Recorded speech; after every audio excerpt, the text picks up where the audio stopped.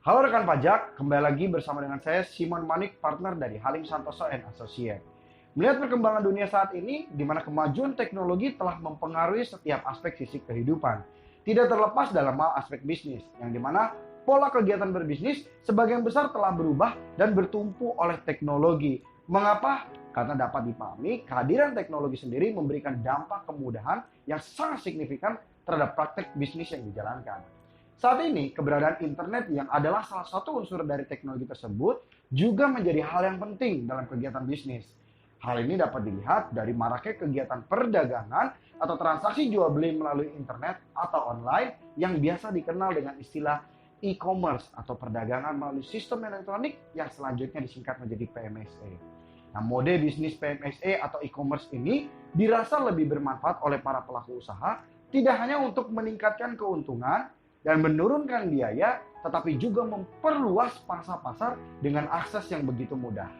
Dengan melihat pesatnya pertumbuhan perekonomian melalui PMSE atau e-commerce ini, jelas menunjukkan bahwa penting untuk kita mempelajari model bisnis melalui sarana elektronik. Dalam bisnis e-commerce terdapat beberapa jenis model bisnis, yaitu B2B, business to business, B2C, business to consumer, dan C2C atau consumer to consumer.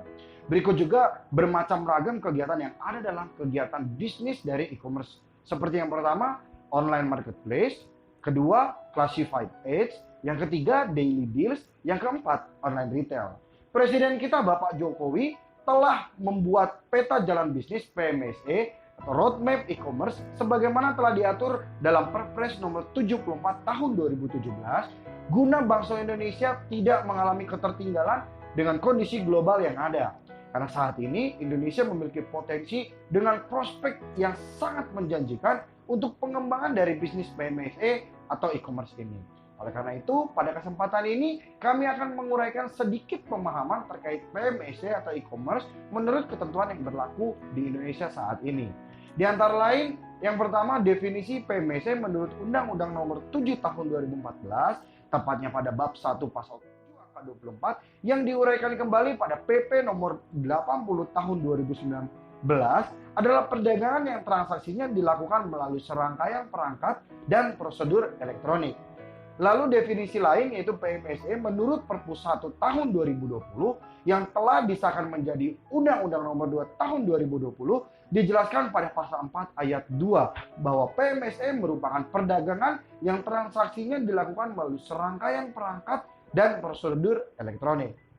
Jika mengutip informasi dari artikel yang diterbitkan pada kolom website IDEA, yaitu Asosiasi dari E-commerce Indonesia, disampaikan bahwa selama kurun waktu 4 tahun terakhir, e-commerce di Indonesia mengalami peningkatan yang sangat signifikan, bahkan mencapai 500%. Riset terbaru Google dan Temasek dalam laporan ekonomi SEA tahun 2018 menunjukkan bahwa ekonomi digital Indonesia tahun ini mencapai 27 miliar US dollar atau sekitar 391 triliun rupiah.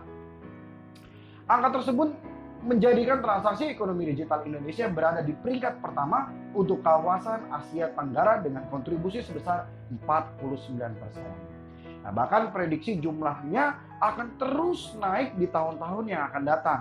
Mengingat Indonesia sendiri adalah salah satu negara dengan penduduk yang memiliki kesadaran cukup tinggi dalam hal perkembangan digital. Lebih lanjut, jika melihat perkembangan e-commerce tersebut, maka jelas akan sangat membantu peningkatan roda perekonomian di Indonesia. Sebagaimana kita ketahui, dalam aspek bisnis erat kaitannya dengan perpajakan. Maka dari itu, penting juga untuk kita memahami bagaimana pajak menyikapi fenomena bisnis PMSE atau e-commerce ini. Pada awalnya, ketentuan perpajakan dalam bisnis e-commerce PMSE telah diberikan penegasan terkait ketentuan perpajakannya, yaitu terletak pada SE 62 tahun 2013, di mana prinsip perlakuan perpajakannya tidak ada perbedaan, baik dalam hal bisnis e-commerce atau PMSE maupun dalam hal bisnis konvensional, seperti yang diuraikan pada bagian A umum dalam SE nomor 62 tahun 2013. Dan belakangan ini pemerintah dengan DPR mengesahkan Perpu nomor 1 tahun 2020 menjadi Undang-Undang nomor 2 tahun 2020 sebagai bentuk respon dari keadaan kahar adanya pandemi COVID-19 secara khusus di bidang perpajakan, yaitu memberikan kejelasan akan ketentuan perpajakan terhadap bisnis PMSE atau e-commerce yang belum tercakup dalam undang-undang yang ada sebelumnya. Secara garis besar, esensi terkait PMSE dalam Perpu 1 tahun 2020 terdapat 3 poin penting yang disampaikan. Yang pertama, memastikan adanya asas keadilan, seperti yang sering didengungkan oleh pihak otoritas bahwa penting adanya perlakuan kesetaraan dalam hal perpajakan antara pelaku usaha PMSE dengan pelaku usaha konvensional, atau istilah yang sering kita dengar, same level playing field. Yang kedua, memperluas makna BUT atau permanent establishment yang sebelumnya dalam Undang-Undang Nomor 36 Tahun 2008 Pasal 2 ayat 5 berupa memiliki tempat kedudukan atau cabang atau kantor perwakilan dari BUT tersebut. Dan sekarang diperluas maknanya dengan adanya kehadiran ekonomi signifikan, atau dengan kata lain, sebelumnya fokus pada physical presence, saat ini diperluas dengan adanya economic presence.